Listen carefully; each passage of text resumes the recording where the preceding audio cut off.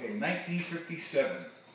It was a day that it was going to be the best day of my life because it was the last day of school. My 7th grade was finally coming to an end. All I had to do was go to school and pick up my report card, okay? And then I would have the whole summer to myself until I started the 8th grade. So here we are. I'm going into school, and all my friends are there, and they're walking all around and saying, "Okay, can't wait to get my report card." The teachers came in and started calling the names out and passing the report card out. And they were, you know, again, it was the 7th grade, so now they get the report cards, and it says the next term they're going to be in 8-1 or 8-2 or 8-3. But when I got my report card, I couldn't find an 8 anywhere. It said 722. I spoke to my teacher, and she says, "I'm sorry, but you didn't make it this year. Your grades were very low, and you're left back, and you have to repeat the 7th grade." And I was devastated. Now I'm coming home with my sister, who's 3 years older than me. She's 3 years older than me, and all of a sudden, you know, we're talking back and forth, and I says, "What is Mommy and Daddy going to do to me? I got left back." And she was trying, you know, she didn't know what to do. She was only, you know, 3 years older than me. She was 15. She didn't know what to say to me.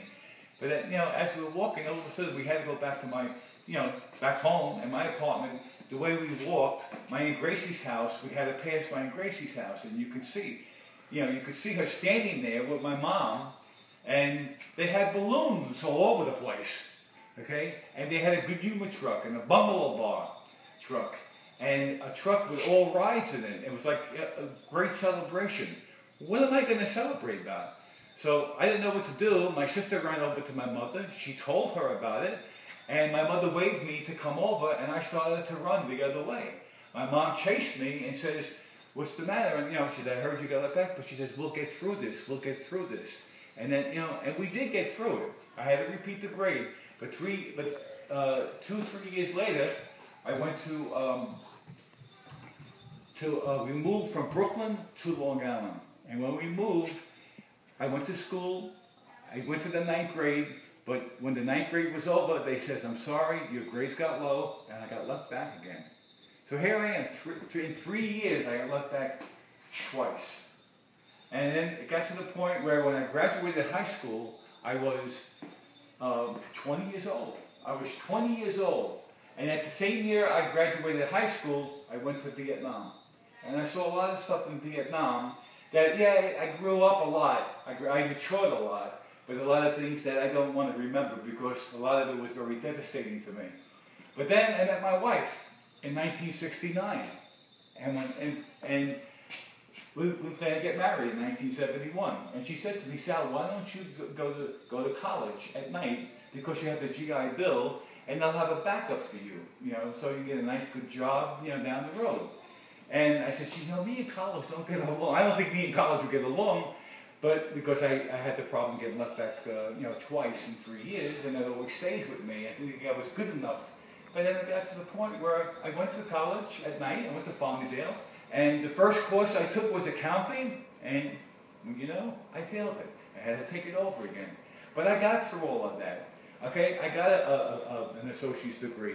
I got I received a bachelor's degree. I got a master's degree. I taught Dale Carnegie in 1983. So my whole life, all of a sudden, came from devastation into utopia. I have 3 children, okay? Two girls and a boy. And all of a sudden, in 1991, my wife dies of cancer. And all of a sudden, my life went from devastation to utopia, back to devastation again.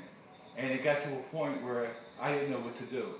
And I actually put myself in a hole for 21 years. The job that I had to make a lot of good money because of my education, they moved to South Carolina.